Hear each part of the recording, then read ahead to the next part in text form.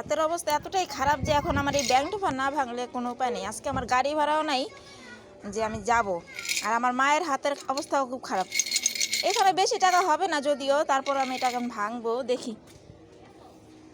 ভাঙো নাও, এখানে একটা জোরে, এই নিচে নিচে নিচে নিচে ভাঙো। না না না, এইদিকে ভাঙো। তো এটা আমি এখন বাড়ি দিয়ে ভেঙে ফেলবো। বিসমিল্লাহ।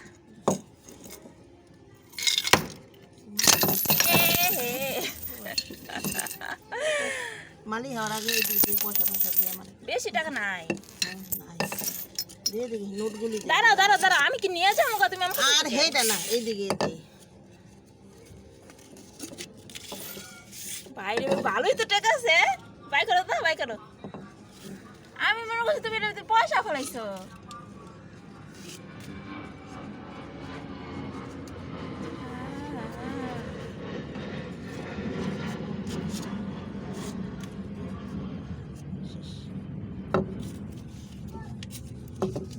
এটা মনে তো একবার ভাঙছিলাম, তখন এখান থেকে জোড়া লাগায় তারপরে মা টাকা জমাইছিল, এটা আবার ভাঙে ফেলাইলাম।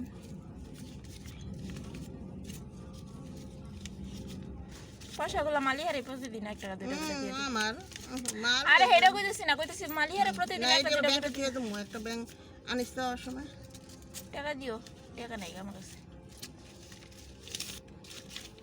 তো সরাই দেখলে চিল্লে চিল্লাক 2000 বাঘ নিতে পারবো। 4000 5000 6000 কত? 6000 কত?